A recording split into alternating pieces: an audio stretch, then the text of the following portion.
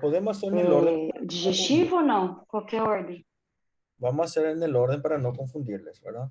Entonces, vamos a comenzar con preguntas que estén relacionadas al módulo de renal, que es el primero que desarrollamos de la segunda etapa. Después podemos seguir con respiratorio y gastrointestinal. Entonces, si alguien tiene alguna duda de riñón, puede plantear, por favor, y ahí ya les explicamos. Creo que hoy le avisé a Natalia. ¿Es Natalia, Nati o cómo es tu nombre, Natalia? Natália, meu nome, doutor. Natalia luego, ¿verdad? Lesme. Isso. Ya.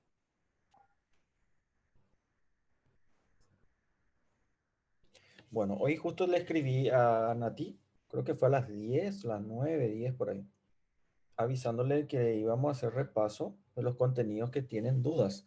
Suponiendo que se pasaron estudiando todo el fin de semana y no llorando por la cantante, que la autora se pasó llorando todo el fin de semana. Eu passei chorando o fim de semana todo, doutor, porque eu amava muito. Ela é do meu estado, eu não posso deixar de chorar. Estou chorando até agora. Me imagino, la autora también estaba así. Se pasó llorando. Bueno, a ver un poco. Vi que impactó bastante su muerte.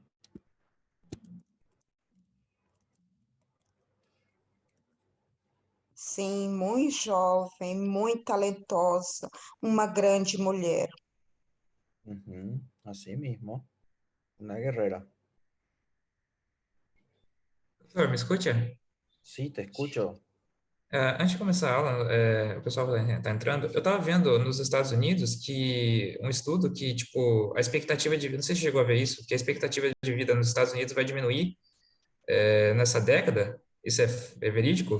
Tipo, em tempos de paz, a expectativa de vida vai diminuir? Estava Está pensando nisso. disminuyendo. Eh, cada siglo iba aumentando de manera exponencial la expectativa de vida. De vivir 30 años en la era neandertal, el ser humano pasó después del siglo medio a lograr tener una expectativa de vida más o menos de 30 años. Y después de la invención del antibiótico y de la insulina, bueno, la expectativa de vida fue a 60 años aproximadamente. 50 fue subiendo, ¿verdad? Y este va a ser el primer siglo donde se estima que la expectativa de vida va a disminuir, ¿verdad? Y más está asociado a la pandemia que se está viviendo respecto a las enfermedades crónicas no transmisibles, ¿verdad? En ese punto tenemos principal referente la obesidad y, bueno, la hipertensión arterial junto con la diabetes. Y, bueno, la creciente incidencia del cáncer también que acompaña a esas enfermedades justamente. Pero es así mismo. Que eu achei um paradoxo, né? Tipo, expectativa de vida diminuindo no século XXI. Eu achei estranho. Pero disminuye ya por la incidencia alta que está habiendo de obesidad, ¿verdad? Anteriormente la incidencia que teníamos de las enfermedades crónicas no transmisibles era menos del 30%. Entonces no acometía a gran parte de la población. Pero ahora la incidencia llega casi al 50% en algunos países, como el más afectado es México, prácticamente, actualmente.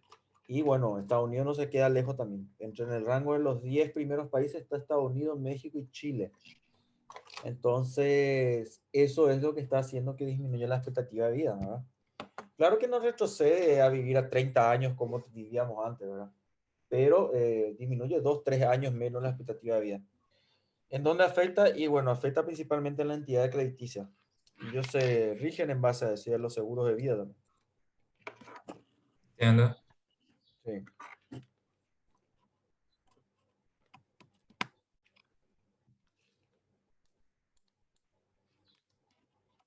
Graças, doutor.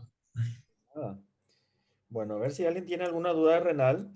Si no tienen duda de renal, vamos a pasar a, creo que el siguiente es respiratorio. Déjeme fijarme. Professor, Sí, Sobre o equilíbrio ácido básico,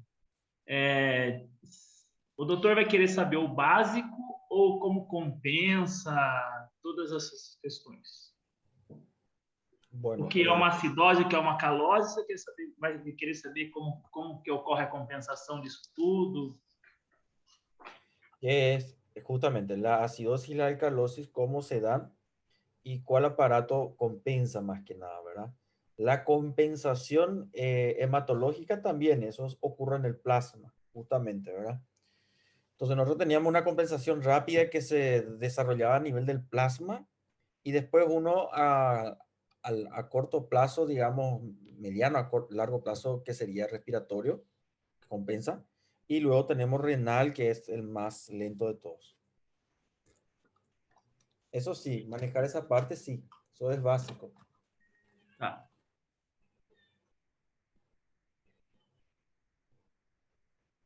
Doutor, boa tarde. Buenas tardes. Sobre a acidose da compensação do respiratório, naquele material do PowerPoint, efeitos da altura sobre a respiração, tem um ponto lá da aumento da frequência respiratória. Você pode dar um aclaramento, por favor? ¿Sobre qué? El aumento de la frecuencia respiratoria ahí. Sim, no material do PowerPoint que o senhor colocou, onde fala que à medida que começa o acesso de grandes alturas, a baixa da pressão do oxigênio que se vai instaurando Sí. em alvéolos pulmonares, o sangue estimula os quimioreceptores do radar aórtico e os senos carotídeos, né? E começa a disparar impulsos excitatórios. Sí. Seria uma compensação de alta expiração y pouca expiración? No necesariamente.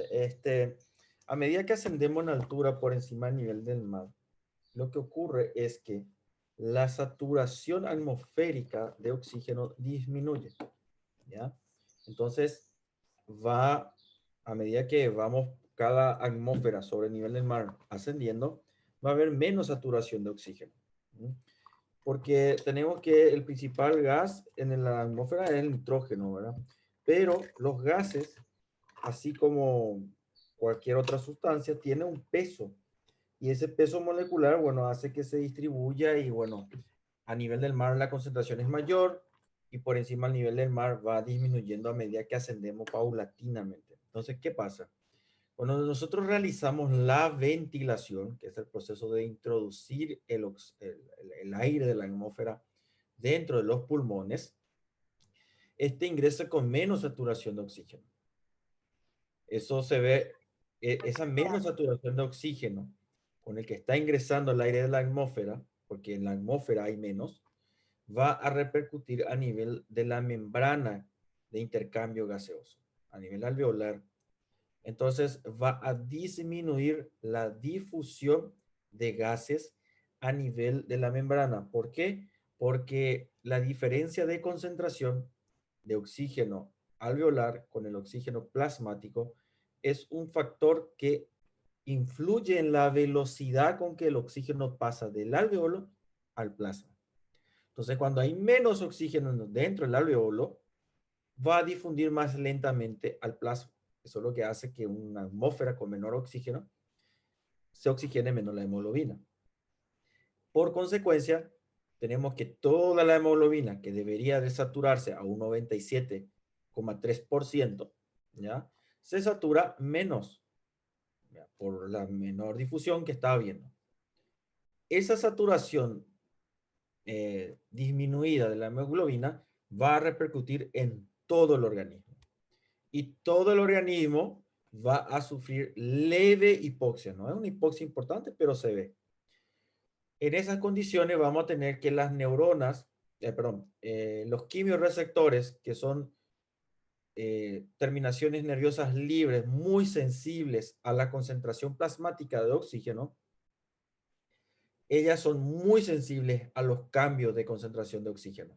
Entonces, como se está saturando menos la hemoglobina por el oxígeno, llega menos oxígeno a estas terminaciones nerviosas y se despolarizan. Al despolarizarse, envían el impulso nervioso a nivel del centro cardiorrespiratorio y va a generar una descarga simpática y por consecuente también va a generar, uno, mayor frecuencia cardíaca, lo que va a hacer que la sangre circule más rápido, para oxigenarse más rápido y bueno, que permita una circulación más rápida en todos los tejidos también.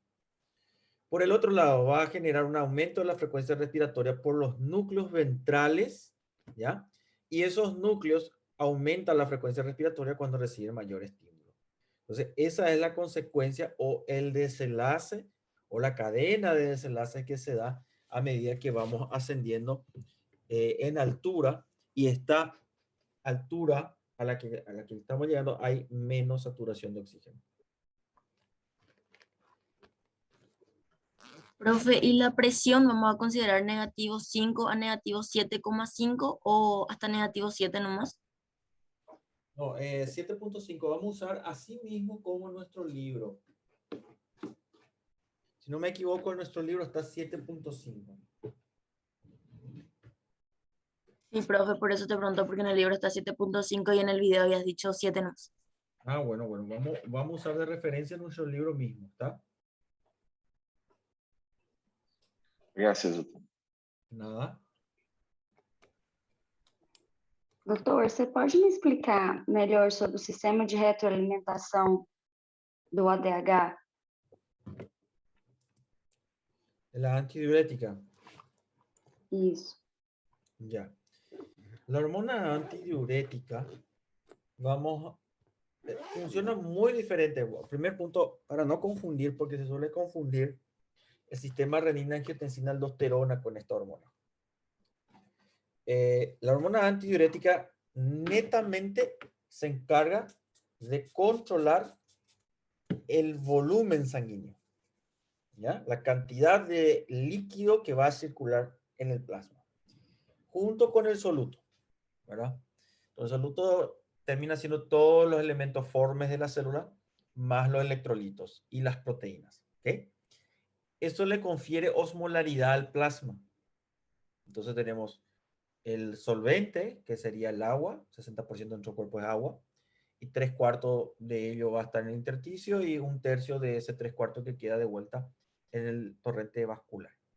Bueno, tenemos entonces solvente, que es el agua, y el soluto, que termina siendo las proteínas que están en la sangre, y los electrolitos, sodio, potasio, cloro, magnesio, etc. Entonces, eso le confiere osmolaridad a la sangre. La osmolaridad de la sangre es de 300 miliosmoles. Entonces, cuando la osmolaridad de la sangre está en 300 miliosmoles, las neuronas no se deshidratan, están hidratadas. ¿Qué neuronas? Las neuronas que se van a encargar de liberar hormona antidiurética y las neuronas de la sed. Ellas están en íntima relación con los cambios de concentración plasmática de su osmolaridad, ¿ya? Ahí la pregunta es, ¿cómo yo puedo aumentar la osmolaridad? ¿Cómo el cuerpo puede aumentar la osmolaridad? La primera forma de aumentar la osmolaridad es deshidratándonos. ¿Por qué? Porque solo se elimina agua y todo el soluto queda dentro del torrente vascular. Es como cuando agarramos un colador y queremos colar fideo. ¿Ya? Macajón.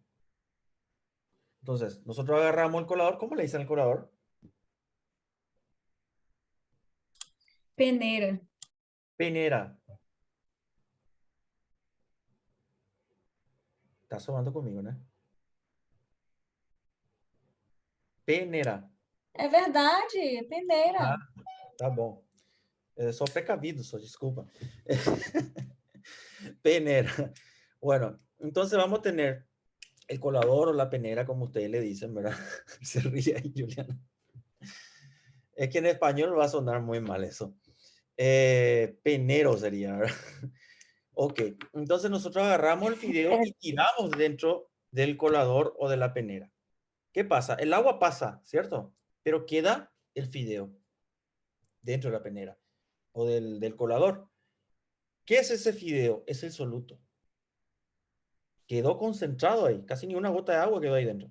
¿Sí? Bueno, eso pasa con nuestro cuerpo. Entonces, cuando nosotros nos deshidratamos, del plasma sanguíneo sale el agua, por orina, por sudor, por respiración, por las heces, ¿ya? Entonces perdemos agua.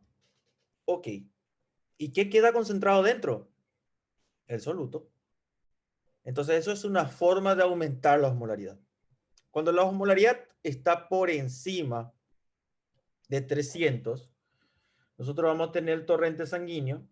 Entonces, no me permite poner los puntitos. Nosotros vamos a tener el torrente sanguíneo, acá estamos, con varios solutos, ¿ya? Entonces, si yo le quito todo el agua, lo que más va a quedar concentrado va a ser el soluto. Entonces yo le voy quitando el agua y cada vez que viene la sangre en este punto va a estar mucho más concentrado, porque digamos, la persona está sudando, está con diarrea, o está orinando mucho, ¿ya? Ok. Entonces, a medida que esto se queda hiperconcentrado, ¿ya? Las células que tienen en su interior tienen también proteínas, etcétera, etcétera, y le confiere su osmolaridad interna. Ok, entonces, cuando el plasma tiene mayor osmolaridad que el interior de la célula pierde su agua. ¿Por qué? Porque tenemos difusión osmótica. ¿Ok? Entonces, esta neurona se va a deshidratar, ¿no? Entonces, se va a deshidratar. Mucha creo que a usted le dicen. No, no estoy seguro, pero deshidratar, ¿verdad? Se achicharra es en español, o mucha creo que es en portugués la traducción. Entonces, Sí, murcha. Murcha. ahí está, perfecto, gracias. Entonces se deshidrata la neurona. Al deshidratarse, envía ¿qué? Potencial de acción. ¿Al dónde? Al hipotálamo. ¿Y qué va a hacer? Y a través de la neurohipófisis me va a liberar ADH. Entonces yo puedo tener liberación de hormona antidiurética, porque su función es antidiuresis. Evitar la diuresis. Evitar que se pierda agua. ¿Ok? Pero ellos son sensibles al agua. No, no son sensibles al agua, son sensibles al soluto. ¿Ok? Pero si yo pierdo agua, obviamente esto queda hiperconcentrado en soluto y la neurona se deshidrata y entonces estimula la liberación de hormona antidiurética. ¿Por qué? Porque la sangre está tan concentrada que él se está deshidratando. Entonces se libera esto, el riñón a nivel de los túbulos colectores se da la endocitosis de las acuaporinas, entran todo dentro de la célula y el agua ya no puede salir. ¿Ya? Entonces en ese caso aumentaría la diuresis. ¿Qué hace esta hormona antidiurética? Me tiene que aumentar esas proteínas para evitar que se pierda por orina esa agua. ¿Ok?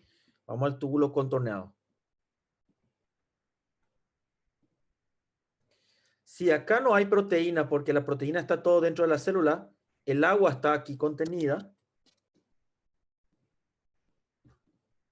El agua está aquí contenida, pero no puede pasar las paredes.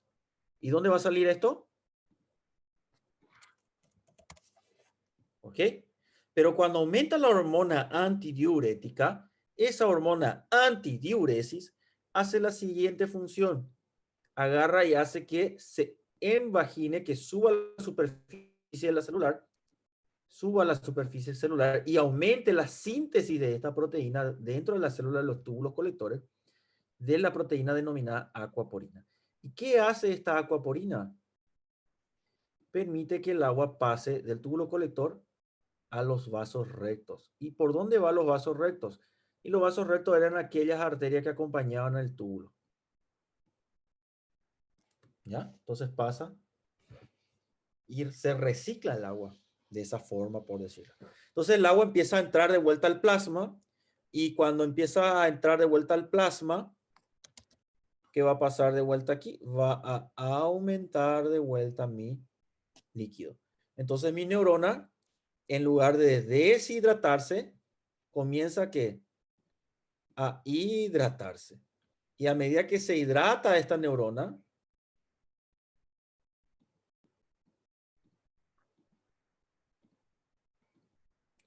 ella queda normal de vuelta. Y cuando está normal de vuelta, los potenciales de acción van disminuyendo en base a eso. Entonces, cuanto más hidratada se va poniendo, menos potencial de acción va a llegar al hipotálamo exactamente para la liberación de la neurohipófisis de hormona antidiurética. ¿Ya?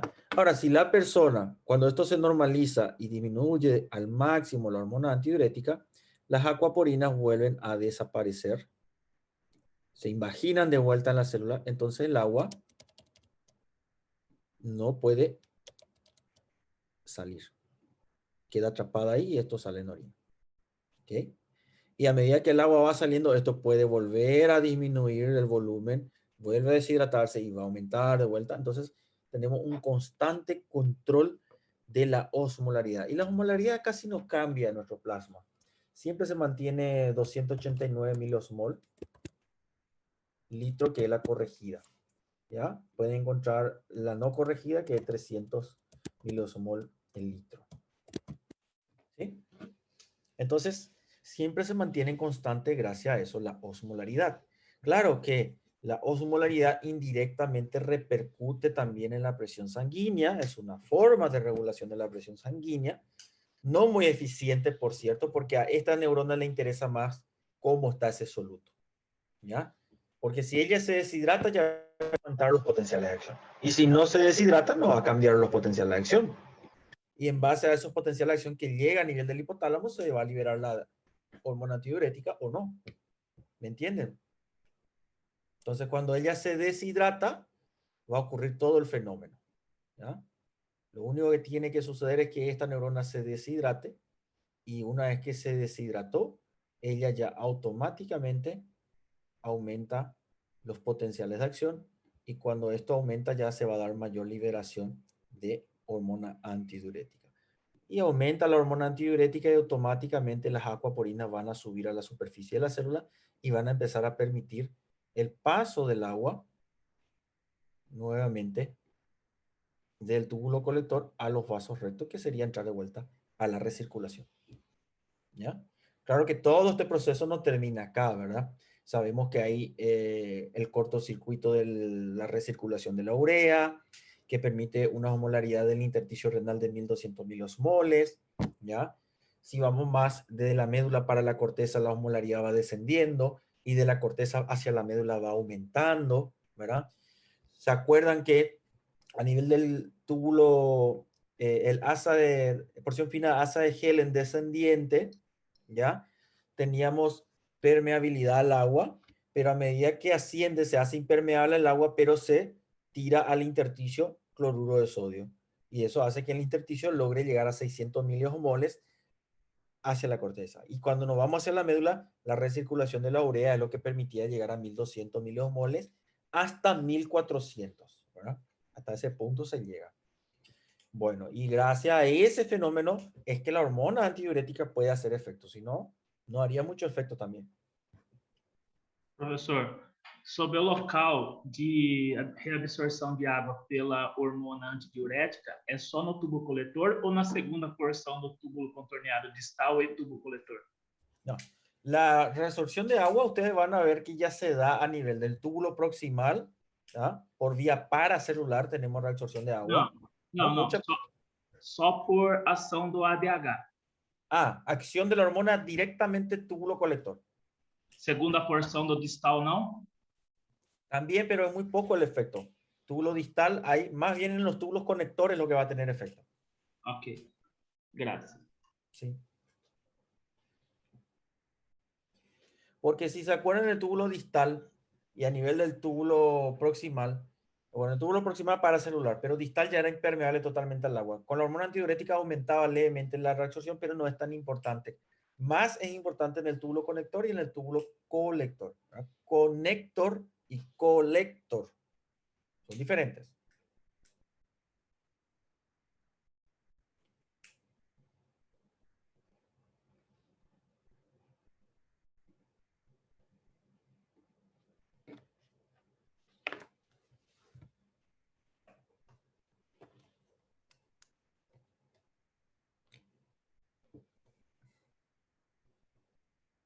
Doutor, aí a baixa da pressão sanguínea também, a redução no volume sanguíneo também vão aumentar a secreção do DH.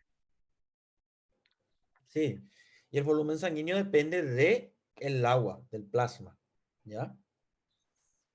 Principalmente, prácticamente el volumen sanguíneo es dependiente de la concentración de agua que hay. O sea, ahí hablamos de... nosotros utilizamos el hematócrito de referencia, ¿verdad? Cuanto mayor es el hematócrito, más volumen de agua hay. Cuanto menos hay de hematócrito, menor volumen de agua hay. La hemoglobina está más hemoconcentrada, digamos, de esa forma, ¿ya? Pero prácticamente lo que va a aumentar o disminuir eso va a ser el agua presente en el plasma sanguíneo, ¿verdad? Las concentraciones de proteína, los glóbulos rojos, los glóbulos blancos, eso no cambia la volemia, ¿ya? Aumenta la hemoglobina, sí, pero no cambia importantemente la volemia. Ahora, sí vamos a tener un cambio hidroelectrolítico cuando hay alteraciones en la reabsorción o secreción o absorción de solutos, ¿ya? El soluto más importante y más osmótico es el sodio, ¿verdad? Entonces, cuando hay una hemoconcentración de sodio, porque el riñón no puede excretar sodio, ¿verdad? Vamos a tener un aumento de la osmolaridad. Y ahí sí, la hormona antidiurética va a, va a retenerse sodio, la osmolaridad va a aumentar, se va a deshidratar mi neurona y se va a secretar hormona antidiurética, ¿verdad? ¿Cuándo vemos eso? Cuando tenemos tumores, adenomas secretores de aldosterona. Ahí sí se ve eso, ¿ya?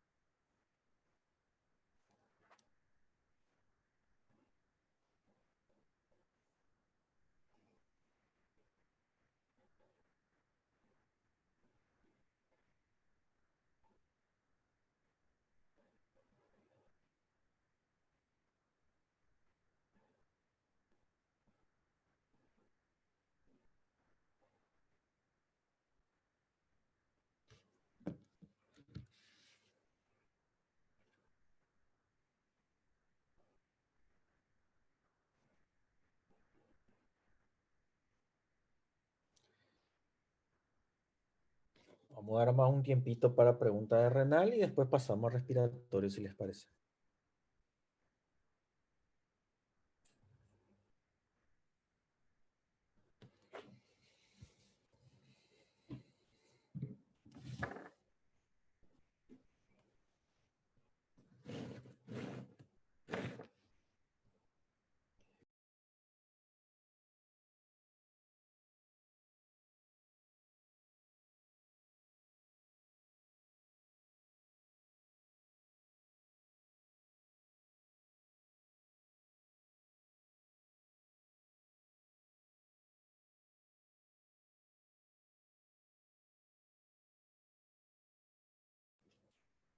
Rinaldo, não tem dúvida?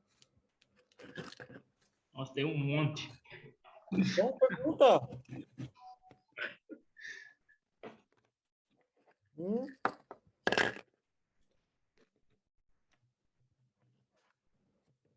Luana, José, Leandro, Valdinho. Valdinho sempre pergunta. Hoje não tem dúvida, Valdinho? Valdinho tá mudo.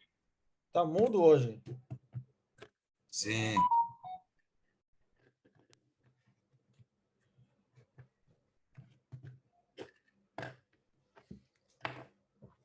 Professor, Sim. o que passa com o conjunto renina, angiotensina, aldosterona quando a pressão se eleva no sangue? Quando existe hipertensão? Bueno, el sistema renina, angiotensina, aldosterona responde a cambios de presión, ¿ya? Pero es indirecto su forma de regular la presión. Gracias, hijo. ¿Qué es? Te voy a graficar. Vamos a ver esa parte. La pizarrita. Acá había una opción borrar todo. Bueno, no me acuerdo dónde está eso. Vamos a usar esa opción. Esperen que. Pizarra. Borrar todo. Ahí está. Bueno. Ok. Vamos a ver cómo se regula esa parte. Nosotros teníamos entonces la arteriola aferente, ¿verdad? Después esta arteriola formaba el capilar glomerular, ¿ya? Y la arteriola eferente, ¿sí?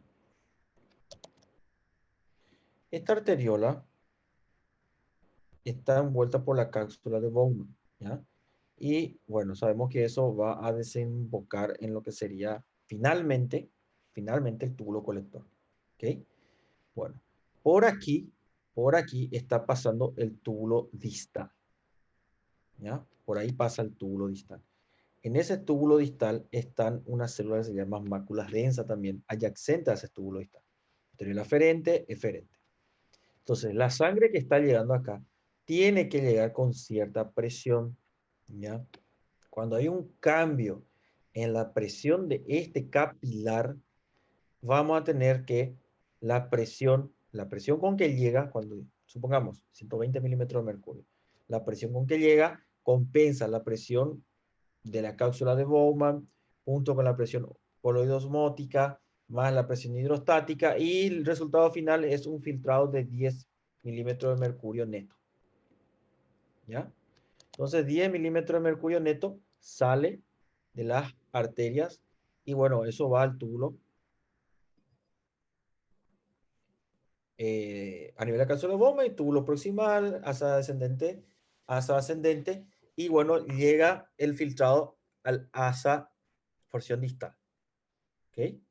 Está llegando aquí el filtrado. El mismo que pasó por acá, llega acá. ¿Ok? Ahora, cuando se filtra en este punto, nosotros tenemos que se filtra todo. Todo se filtra, menos las proteínas. Entonces, todo se filtra. Ahora, todo lo que se filtró va a circular y va a llegar hasta acá. Aquí tenemos unas células especializadas en detectar flujo. Casi como esas neuronas que estudiamos, ¿se acuerdan? La neurona que detectaba sed o liberaba hormona antidiurética. ¿Cierto? Bueno, aquí hay unas células muy parecidas a ellas. Estas células detectan flujo. ¿Qué flujo? Flujo de cloruro de sodio.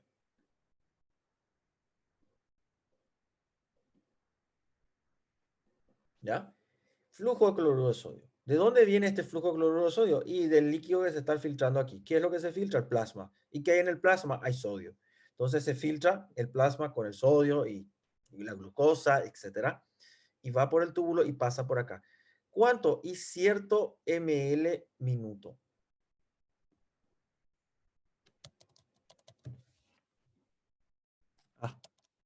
Me cuesta escribir.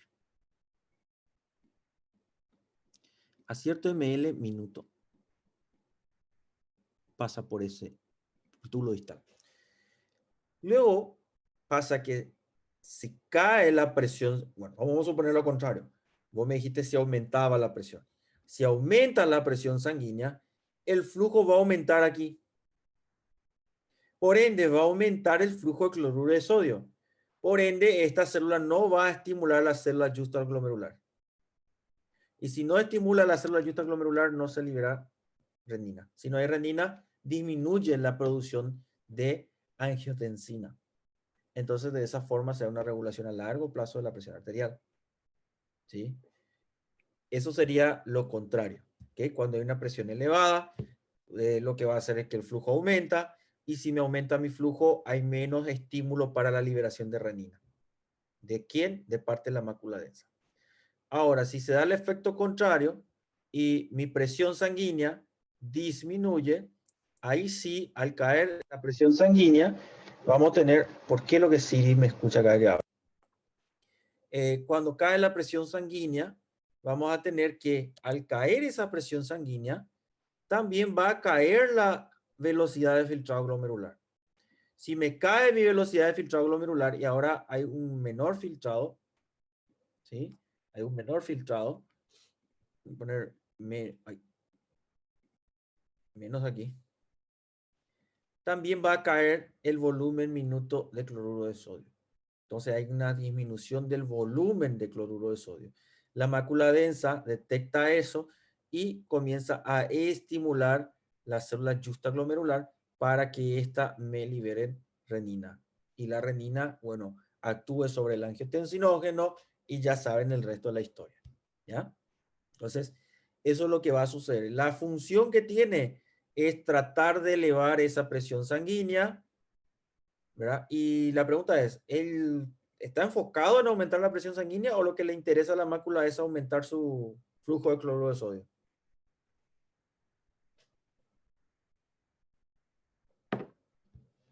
Lo que le interesa es aumentar el flujo de cloruro de sodio, porque eso es lo que ella detecta. En base a eso ella funciona, ¿ya? Entonces, consecuentemente, aumenta la presión sanguínea, sí. ¿Para qué? Para que aumente la presión hidrostática aquí y que esto vuelva a aumentar el filtrado y por eso va a aumentar de vuelta el flujo de cloruro de sodio por esta zona, ¿ya? Entonces, de esa forma funciona. Eso es lo que le interesa a la mácula. No sé si Entendi, quedó. professor. ¿Sí? Qué bueno, qué bueno. Bueno. Doutor, mas essa queda de pressão, ela pode ser assim momentânea, né? E já, mesmo se durar, sei lá, 10 minutos, isso já muda tudo, já começa a funcionar?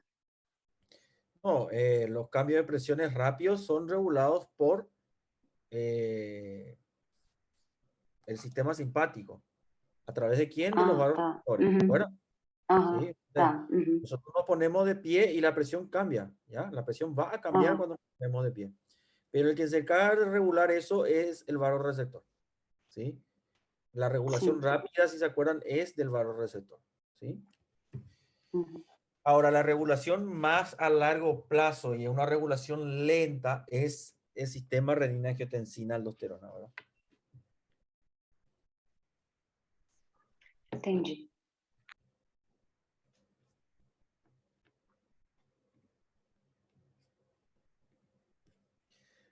Cuando tenemos una obstrucción en los uréteres, ¿aumenta la presión hidrostática de la cápsula de Bowman? Sí. Cuando hay una obstrucción ureteral, puede aumentar la presión de forma retrógrada. Va a aumentar la presión a nivel del uréter, posterior a la obstrucción, a nivel de la pelvis renal, y eso puede dilatar toda la pelvis, y ahí va a afectar la presión de todos los túbulos de la nefrona, y bueno, consecuentemente la cápsula de Bowman se va a ver afectada. Es como quando termina entupida a pia, mais ou menos assim. A gente continua filtrando, que é como a torneira aberta, mas a pia travou, tá entupida.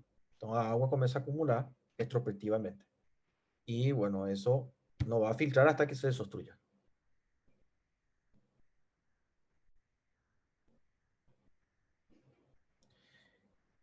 Medicamento no trópico cambia el sistema renina, angiotensina, aldosterona. En el trópico. Inotrópico sería. Creo que es el inotrópico. Cuando los inotrópicos van a actuar por vía simpática. La misma cosa que hace los vasoreceptores al enviar la señal a nivel del centro vasomotor y generar una descarga simpática. Cuando utilizamos inotrópicos, estos se encargan de estimular el tono vascular, y al aumentar el tono vascular tenemos un aumento de la presión a nivel central.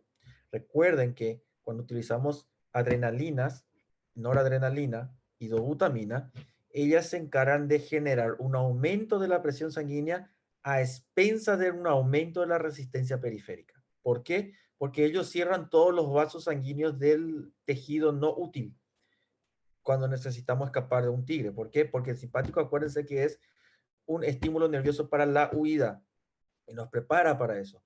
Entonces, la piel en ese exacto momento no le interesa irrigar con sangre.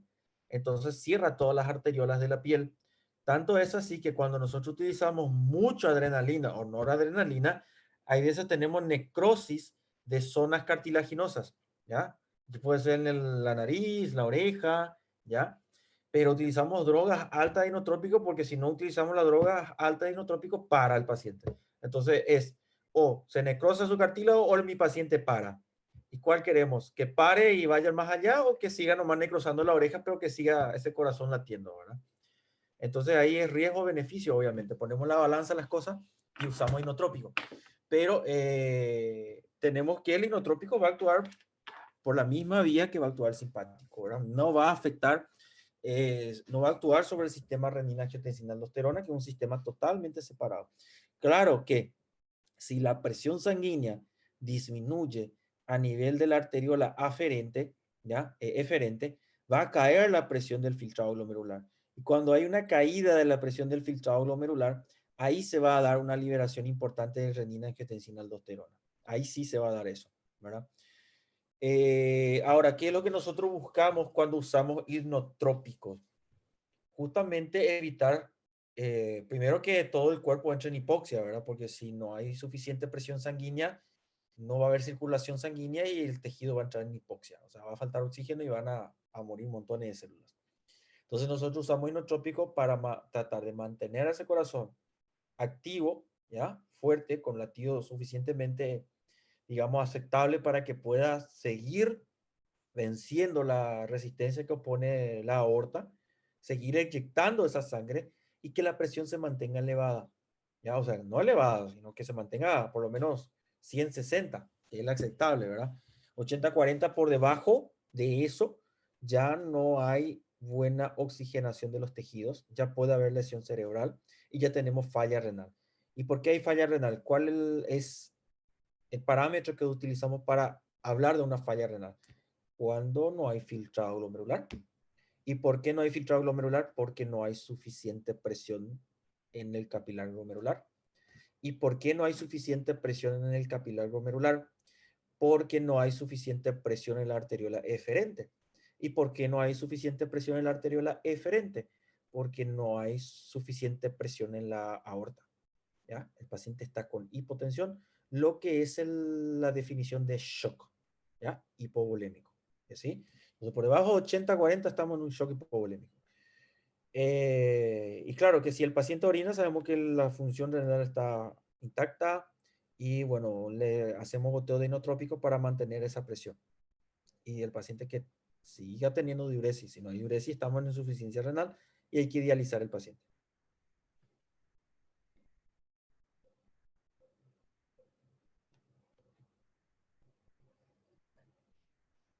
Entendí, de nada.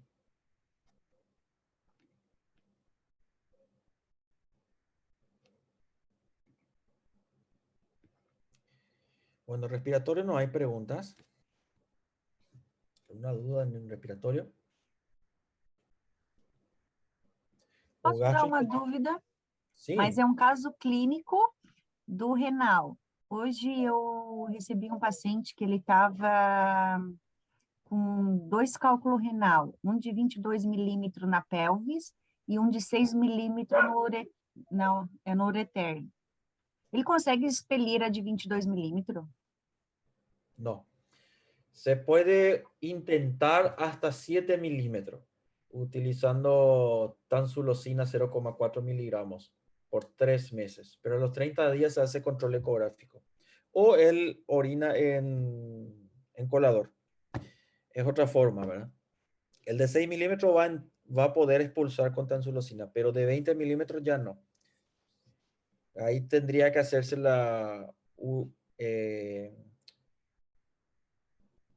uretero, ahí no me viene el nombre, pero se utiliza ondas de ultrasonido para fragmentar esos cálculos y que queden de menor tamaño y que pueda expulsar por vía urinaria. Ahí se hace eso.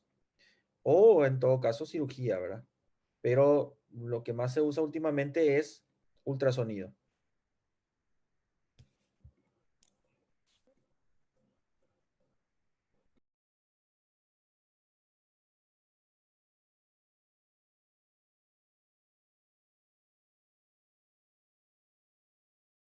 Doutor, eu não lembro se você chegou a falar, eu não li sobre isso. O que era a formação desses cálculos renais?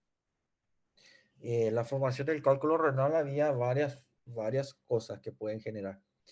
Desde hidroxiapatita, en el caso de una expulsión importante de calcio con ácido ácido fosfórico, que es justamente resultante de un equilibrio ácido-base y bueno, todo eso termina expulsando eso. En el caso del cálculo de calcio se puede ver con radiografía.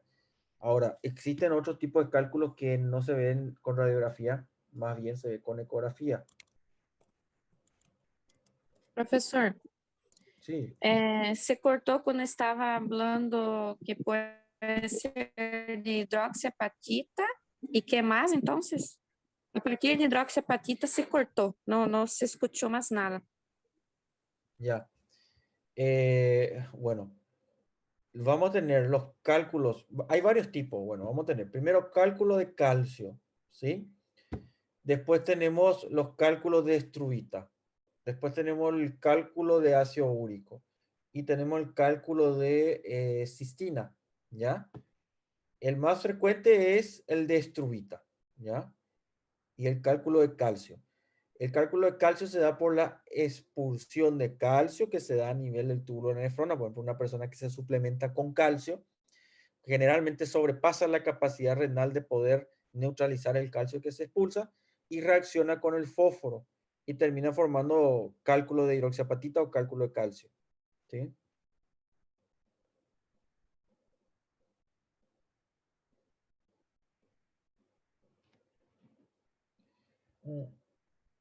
El de estruvita es más frecuente en personas con infección urinaria a repetición. Normalmente se ven diabéticos con mayor frecuencia. El de Pra ácido quando tem úrico, tendência de tipo, familiar a ter. bueno, hay un factor genético, pero más bien los hábitos son lo que va a determinar si va a haber o no formación de cálculo. Y va a depender de qué tipo de cálculo, ¿verdad? Por ejemplo, una persona que tiene predisposición genética para generar elevadas concentraciones de ácido úrico con la ingesta de proteína de origen animal, va a expulsar grandes cantidades de ácido úrico y se puede formar el cálculo de ácido úrico, ¿verdad? En esos pacientes eso sí sería una predisposición genética. Ahí, bueno, la alimentación le cambiamos y disminuimos la ingesta de origen animal, predilectamos ingesta de carnes blancas y de origen vegetal y bueno, disminuye la posibilidad de formar cálculos, ¿verdad? En el caso del cálculo de calcio, en ese caso, nosotros podemos evitar la formación de cálculo. En el caso, por ejemplo, tenemos paciente con alta ingesta de calcio en su alimentación y aparte se suplementa con calcio, va a expulsar mucho calcio por el riñón. Ahí no necesita haber una predisposición genética y en algunos casos igual hay una predisposición genética en el cual hay una mayor absorción del calcio o una mayor remodelación ósea de calcio, se quita el hueso y eso aumenta la excreción de calcio por vía renal. Y en ese caso, esos pacientes genéticamente pueden estar predispuestos a formación de cálculos renales de calcio. En el caso de estruvita, el cálculo de estruvita va a darse más bien personas que tienen reiteradas infecciones, puede ser una alteración anatómica que le predispone a tener infecciones, o puede ser una alteración metabólica como la diabetes que le predispone a tener infección de vía urinaria. Y el cálculo de estruvita es exclusivo casi de reiteradas infecciones y se da la formación del cálculo de estruvita, ¿sí? Los cálculos más grandes suelen ser de estruvita, ¿verdad? Esa paciente de 20 milímetros de cálculo, lo más probable es que un cálculo de estruvita, lo más probable es que sea una diabética también. Y si no es diabética, hay que buscar el factor de por qué tiene bueno, se pregunta si tiene infecciones urinarias reiteradas, si estuvo tratándose con antibióticos y si constantemente tuvo infección urinaria altas, es probablemente un cálculo de struvita. Y el cálculo de ácido úrico ya le mencioné, ¿verdad? Ahora, el cálculo de cistina sí es netamente genético, ¿verdad? Ese se forma por un trastorno hereditario llamado cistinuria. Son personas que tienen un factor genético que le aumenta la excreción del aminoácido cistina y predispone a que se forme un cálculo de cistina. Eso es un trastorno metabólico hereditario, ¿ya? Que es la cistinuria. Ahora, es raro, la cistinuria es raro. Más frecuente vamos a encontrar cálculos de calcio, cálculo de struvita y cálculo de ácido úrico. Ácido úrico en personas que constantemente tienen hiperuricemia, una ingesta muy elevada de proteína. Cálculo de struvita, persona con reiterada infección urinaria. Y cálculo de calcio, persona que se suplementa con calcio o tiene algún trastorno metabólico relacionado al aparato hormonal. O falta de vitamina D3, que es otro factor también ahí. Doutor, e você só vai saber qual tipo de cálculo renal é quando faz cirurgia, né? Quando a pessoa excreta normalmente, não vai saber que tipo de cálculo que é. Los urólogos identifican al mirar. Yo no realmente no identifico al mirar. Eso ya escapa a mis conocimientos. Pero los urólogos al ver el cálculo identifican o sospechan al menos, ¿sí? Certo.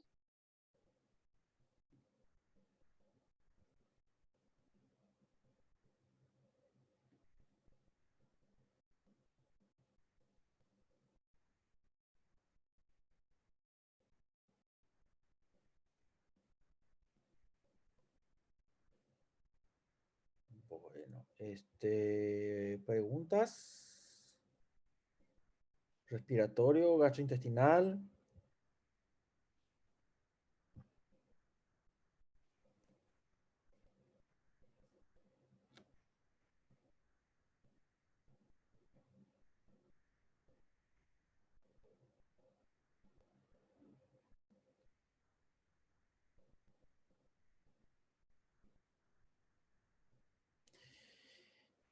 Profe, la distensibilidad pulmonar, ¿por qué las fuerzas elásticas producidas por la tensión superficial son más complejas do que la fuerza del propio tejido intersticial? No, no es ahí la fuerza de la tensión superficial no tiene injerencia, ¿verdad? La tensión superficial está netamente para evitar simplemente el colapso del alveolo, para mantener, porque eso está lleno de líquido. Entonces, eso, si es que la fuerza superficial no actúa sobre el agua, esto sería casi muy sharp, pero es como colocar un trapo o un pano y agua, ¿verdad?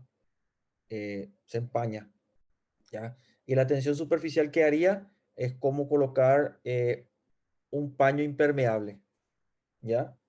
Entonces hace que el agua no colapse el tejido. ¿Ya? De esa forma, más o menos analógicamente, digamos, podemos comparar de cómo funciona la tensión superficial del agua sobre el alveolo. Lo que realmente vence, lo que vence la resistencia elástica del pulmón es la presión negativa de la caja torácica, que cuando se da la contracción del diafragma, eso desciende y con él lleva al pulmón, ¿ya? Al descender, ¿sí? Tracciona los pulmones y aumenta la presión negativa dentro de la caja torácica. Y eso hace que el tejido pulmonar se expanda.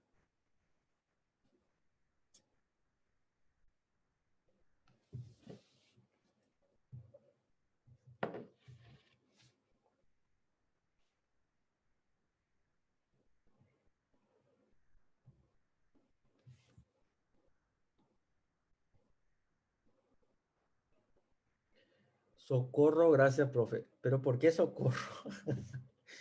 ¿Socorro porque no entendiste nada o socorro porque ahora se aclaró?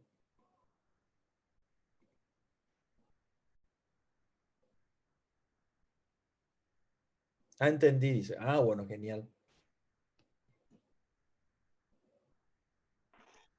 Doutor, você pode me explicar por que que quando a gente faz a respiração mais pausada, mais profunda, a gente se acalma? Bueno, depende. Si la respiración es abdominal, nosotros estimulamos el parasimpático, ¿ya? Y al estimular la inervación parasimpática, la frecuencia respiratoria disminuye, ¿verdad?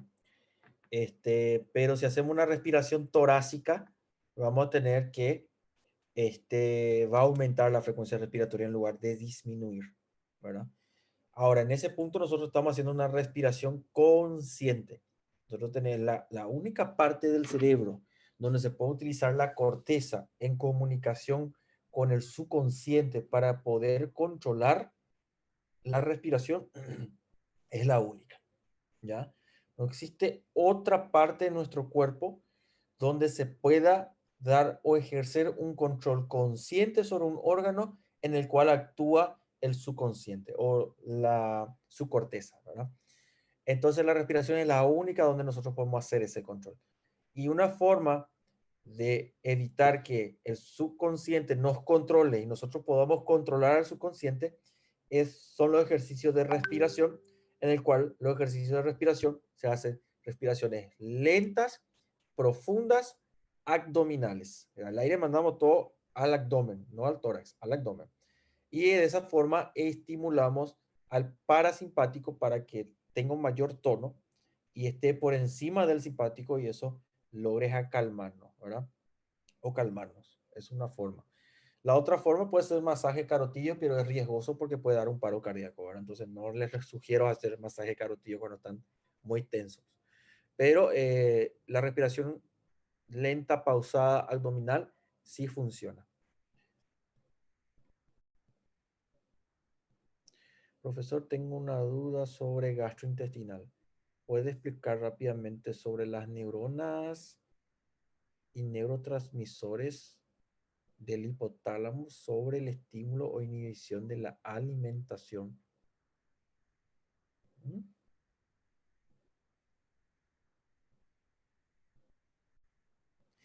Bueno, el tronco vulvar es el que va a tener controles porque ahí tenemos núcleos principalmente de la deglución y bueno, y sí, la vía eferente que tenemos en esta zona es la deglución más que nada, ¿verdad? El resto de la inervación del aparato gastrointestinal va a ser a nivel local, ¿verdad? Por el plexo mientérico y el plexo, o sea, Auxvar y Meissner, ¿verdad? Mientérico submucoso, como quieran llamarlo. Bueno, ellos sí van a ejercer todo el control de todo el tubo digestivo, principalmente. Ahora, lo que nosotros vamos a tener es cuando tenemos la fase cefálica, fase digestiva y fase gástrica de la digestión. Eso sí tiene un control de la corteza, o sea, de estratos más superiores sobre las secreciones digestivas y sobre el funcionamiento de la motilidad gástrica. Lo que sí va a darse es que para que se dé el estímulo del funcionamiento del aparato digestivo es por vía parasimpática. Una vez que nosotros vemos la comida y ingresa esa información por vía aferente, la vía eferente es una descarga parasimpática para preparar el estómago para recibir el alimento, aumentar el jugo gástrico, ya preparar el páncreas que empieza a aumentar sus secreciones pancreáticas y las vías biliares, todo ello. Dependiendo de olfato, visual o auditivo, permite generar ese estímulo cefálico. Después, ya todo el control es prácticamente por reflejo. No sé si esa fue tu duda.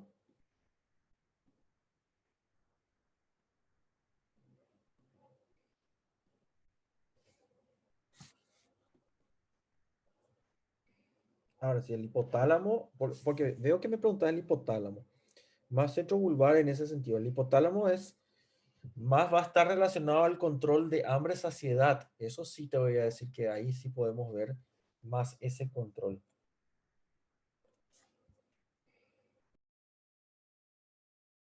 Sim, profe, porque fala de umas hormonas, umas neuronas que fazem parte disso para regular.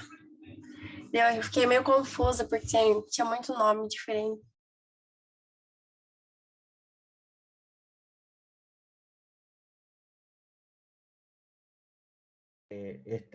Y no, yo creo que es más bien las neuronas de control de hambre, saciedad, lo que vos estás refiriendo.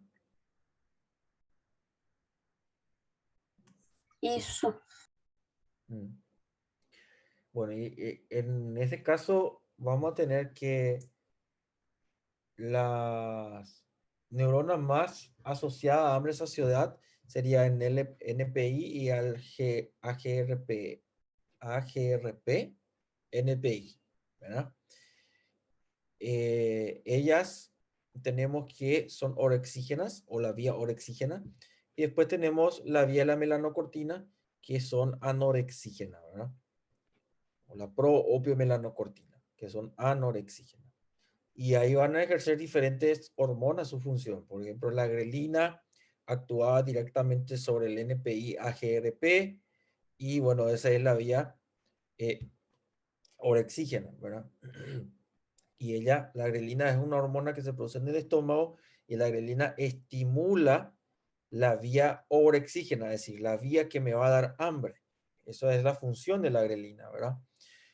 Y esa misma vía, que es la vía neuronal NPI-AGRP, que es la vía neuronal que me va a dar hambre, por el cual actúa la grelina, también actúa la insulina, pero la insulina sería antagónica, es decir, la insulina inhibe esas vías. ¿Ya? O sea, la insulina es una hormona que es anorexígena, pero actúa sobre la vía orexígena inhibiéndola. ¿Ya? Después teníamos el péptido II, que también inhibe la vía orexígena, es decir, hay una neurona que dice come, come, come, come, come. Cuando viene la grelina y come, come, come, come, come, come, come, estimula importantemente el hambre. Esa es la neurona NPI-AGRP, o núcleos neuronales NPI-AGRP. La grelina la estimula. Ahora tenemos hormonas que pueden inhibirle. Entonces, ella está ahí cutucando, vamos a decir, para a gente comer. Come, come, come, come, come. Y ahí viene el péptido II y le disminuye el estímulo. Entonces, en vez de estar come, come, come, come, come, come, come, come, come, come, el péptido II la inhibe, ¿ya? Entonces, hay menos estímulo de esos núcleos neuronales. Después tenemos a la insulina, que también va a venir y va a actuar sobre ese mismo núcleo de neurona que cutuca ahí para a gente comer. Entonces, ela come, come, come, viene la insulina y menos aún. Come, come y para. ¿Ya? Y la otra vía que es adyacente, que está de un lado, vamos a decir, que también es una vía anorexígena, ¿ya? Esa neurona es lo contrario, te dice no come, no come. Entonces ella también le inhibe a la neurona que dice come.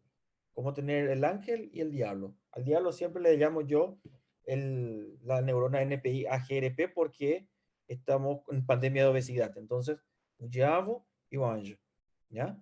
O anjo fala para o diabo fechar a boca, ¿verdad? Neurona melanocortina, proopiomelanocortina. Entonces, cuando ella se estimula, le dice al diablo, fecha boca. ¿Y quién es el diablo? NPI-AGRP. Ella es la orexígena que fala para a gente comer, ¿no? Entonces, tenemos varias formas de callarle la boca al diablo. Le podemos callar con la insulina y el péptido II secretado por las células del tubo digestivo, ¿verdad? Entonces, la insulina y el péptido NPI, o sea, péptido II e insulina fecha a boca o diablo, junto con la vía orexígena. ¿Ok? Muy bien. La grelina. ¿Qué va a hacer la grelina? La grelina vai aumentar o poder do diabo. Então, ele vai ficar maior em frente ao anjo. E o anjo não consegue fechar a boca dele, ele fica por cima. ¿Ya? O diabo fala para a gente comer, lembre disso. Agora, então, a grelina aumenta o poder do diabo. E quem vai aumentar o poder do anjo? Quem que aumenta o poder do anjo? A insulina pode aumentar o poder do anjo. Melatonina. A lectina. Então, a insulina vai aumentar o poder do anjo. Lectina. A lectina, aí está. Bom, insulina é uma delas. O que fazia a insulina no diabo? Fechava a boca dele. Então, ele pedia por dentro. E a insulina, o que faz? Aumenta o poder do anjo. Aí a gente coloca a insulina e aumenta mais. Lectina e insulina aumenta o poder do anjo. E a insulina diminui o poder do diabo, fecha a boca dele. E para cima, a grelina, que aumentava o poder dele, desaparece do torrente sanguíneo, porque é a que a gente comeu. Então ele fica pequenininho, sem poder. Tá? E o anjo fica fortão, inibindo ele, tá? Fechando a boca dele. Graças, profe. De nada. Anjo e demônio. Dão brão. É isso mesmo. Entre o céu e a terra, o conflito. Isso. Muito bom.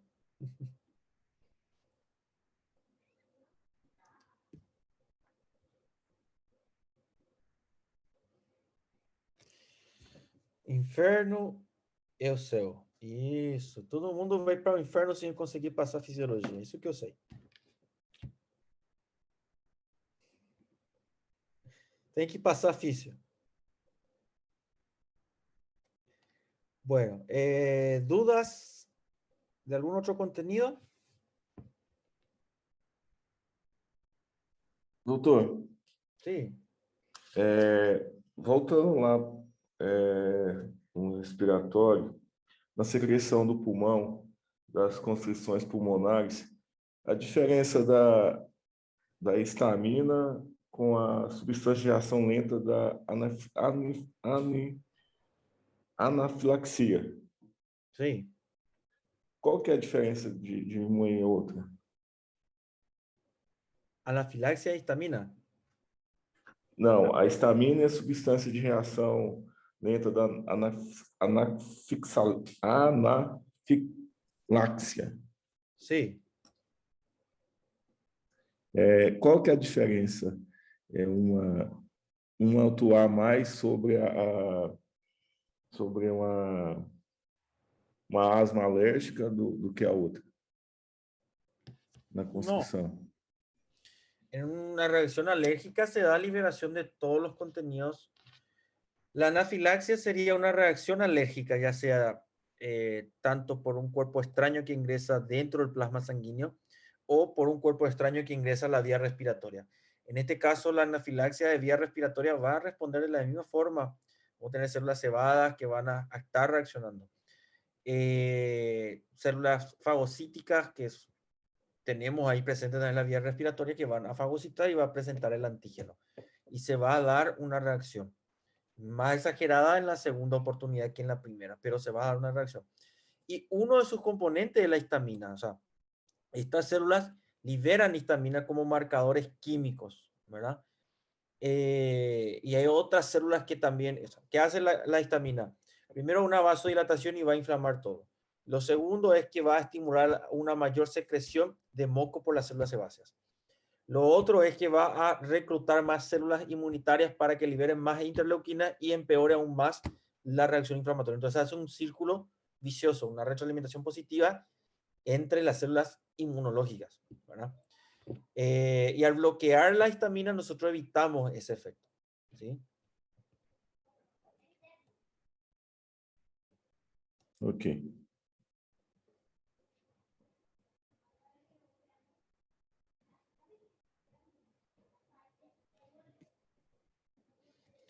No sé si tienen alguna otra duda. Vamos por una última.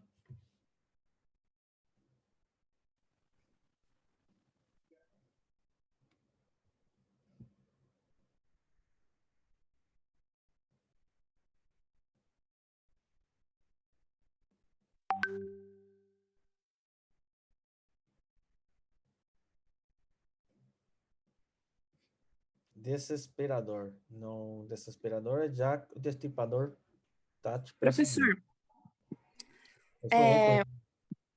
Sim. professor, perdão. Uma pergunta, uma curiosidade. ¿Por qué los antihistamínicos dan sueño? Porque es un depresor del sistema nervioso. Recuerda que uno de los neurotransmisores del sistema nervioso es histamina.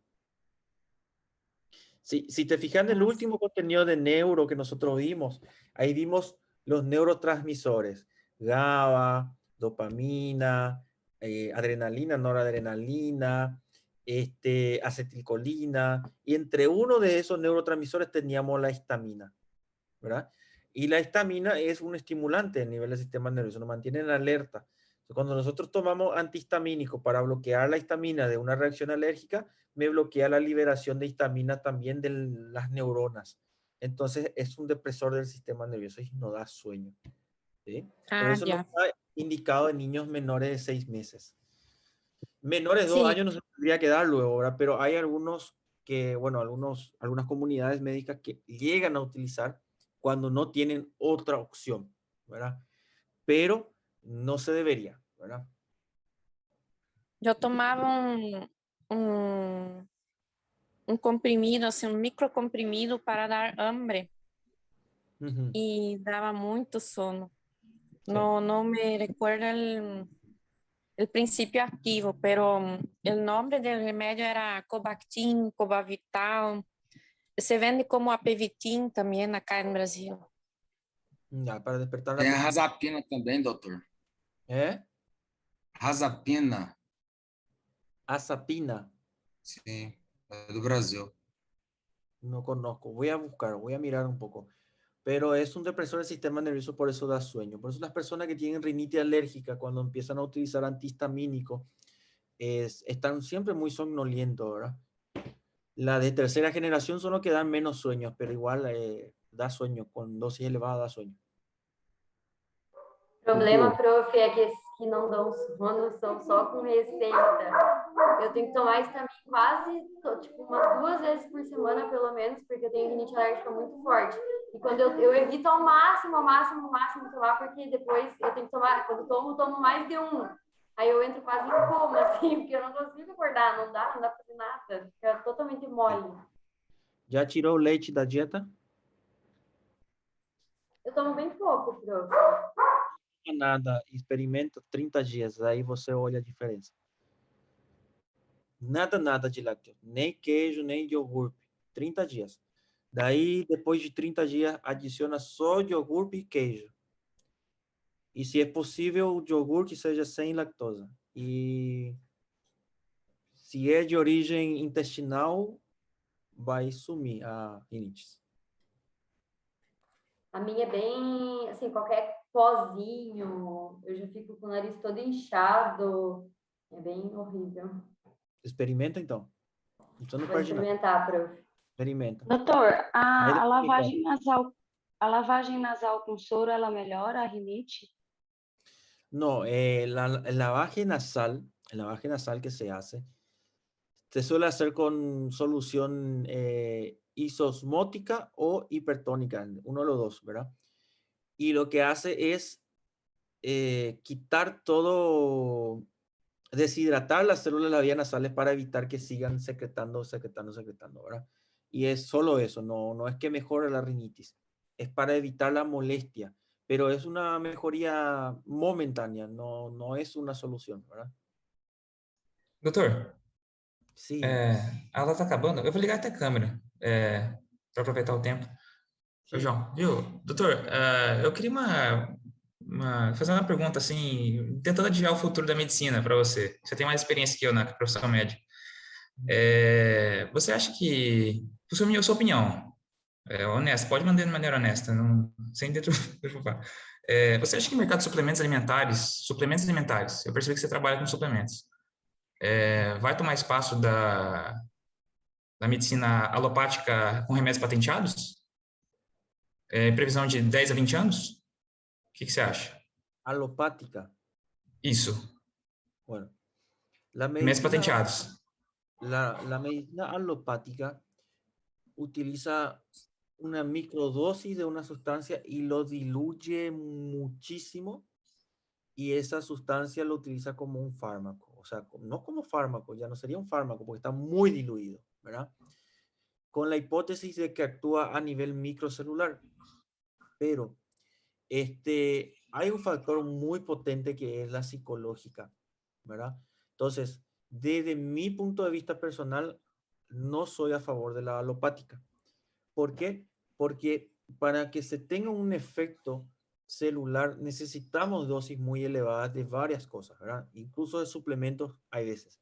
Y hablamos de la vitamina B12, que es una de las que más se usa, dosis muy elevadas para lograr concentraciones adecuadas. Entonces, utilizar una solución como la B12 muy diluida no va a hacer efecto porque, como ustedes ven, necesitamos que esa sustancia se acople al receptor para que haga un efecto o que ingrese dentro de la célula para que actúe como cofactor.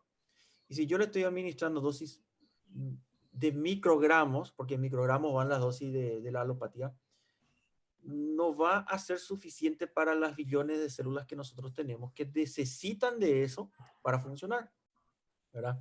Entonces, en ese sentido, desde mi punto de vista muy personal, ¿verdad? Yo no soy a favor de la alopática, ¿ya? Doctor. Más bien, hay un factor psicológico muy, muy importante y potente, ¿verdad? La mente humana, ya le dije que es todo un misterio por descubrir, pero nosotros vemos ese efecto, por ejemplo, cuando usamos una droga nueva que se lanza y hacemos placebo y la droga. Y las personas que están utilizando placebo, hasta un 30% tienen mejoría clínica, como si fuesen que están recibiendo la droga real. Y se ve eso incluso con quimioterapias, drogas quimioterápicas que se están experimentando, efecto placebo versus droga real, y vemos que los pacientes con placebo tienen mejoría y reducción de los tumores, ¿verdad? Incluso cura en algunos casos. Entonces ahí es donde entra el factor mente, ¿verdad? Yo soy más a favor y menos para la alopática y más a favor sobre el poder que tiene la mente sobre lo que sería la manifestación somática de lo que tenemos, ¿verdad? Eso sí. ¿Por qué? Porque se ve con el efecto placebo, se ve con cuando se hace, ¿cómo se llama? Bueno, no me viene ahora el nombre, pero sería la paranoia comunitaria cuando una persona cree que huele algo. Eso se ve en una oficina en Nueva York incluso. Una persona cree, uno solo de los oficinistas olía algo y él decía, yo huelo tal cosa. Y el del escritorio de al lado ya empezaba a oler. Y el de al lado también, el de al lado también, el de al lado también. ¿Qué olían? Humo. Yo huelo humo. El de al lado, todo el mundo dentro de la oficina empezó a oler humo, sin que siquiera se diga uno al otro. O sea, yo no le dije a, la oficina, a mi colega de trabajo de al lado que yo estaba oliendo humo, pero él olía humo y empezaron a buscar, ¿verdad? Y eso era una paranoia colectiva, ¿verdad? Sim, A esse doutor, ponto, mas a dúvida seria minha, eu queria restringir a pergunta. Será que no futuro o mercado de suplementos alimentares que não tem patente tomaria o mercado da medicina alopática com remédios patenteados? Essa seria a minha pergunta. Questão de 10 a 20 anos. Você acha que seria possível disso? Eu não sei. Mira que es difícil combatir la medicina tradicionalista. Si se va a hacer la medicina que sería personalizada, preventiva, te digo que sí va a tomar mucha relevancia la suplementación, ¿verdad? En base a estudios genéticos, ver cuál es la predisposición genética, que ya se tiene esos test genéticos. Acá tengo uno de ellos justamente. Eu estava percebendo, doutor, tem médico no YouTube com mais de 7 milhões de seguidores, canais, e eles defendem suplementos. E eu falei, caramba, eu acho que pode Esto, por ejemplo, derrubar do cavalo. Test genético. Y este test genético me permite saber a mí, bueno, cuál es mi capacidad metabólica genéticamente de la cafeína, mi capacidad metabólica de fármacos, mi capacidad mitocondrial, qué tan efectivo mi mitocondria, montones de cosas, y en base a eso se puede suplementar, ¿verdad? Como una medicina preventiva, ¿verdad? ¿Qué ejercicio es más, me favorece más genéticamente? ¿Qué más? ¿Qué sé yo? ¿Cuál es mi predisposición genética a cáncer? ¿Qué suplemento es más favorable en base a mi secuencia de nucleótidos para la prevención de ese cáncer? Toda esa información se puede tener. Ahora, ¿qué usamos en esos casos? Suplementos. La mayoría de las veces son suplementos, ¿verdad? En esa medicina preventiva se puede. Puedo decirte que ¿eso es la medicina del futuro? Sí. la personalizada en base a la predisposición genética, alimentación en base a la predisposición genética, suplementación en base a la predisposición genética para prevenir enfermedades. Pero cuando ya está instaurada la enfermedad, los suplementos no van a, difícilmente superen la capacidad de medicamento, ¿verdad? Ahí es difícil, ¿verdad? Prof, quanto é um testezinho desse? ¿Cómo? Quanto que custa um teste desse, mais ou menos, prof? Este está a $700. Doutor, a última pergunta, eu te deixo em paz. É a última pergunta que eu te deixo em paz, tá bom? Viu? Se você recomendasse a um estudante de medicina que está no meio do curso a entrar num front de uma especialidade médica que terá uma alta demanda no futuro, qual especialidade você recomendaria? Olha que pergunta. Eu estou jogando ainda essa pergunta. Alta demanda no futuro? Sim, isso mesmo. Pensa aí, Bueno. pode pensar. Medicina ortomolecular? No, todo pensando. No creo.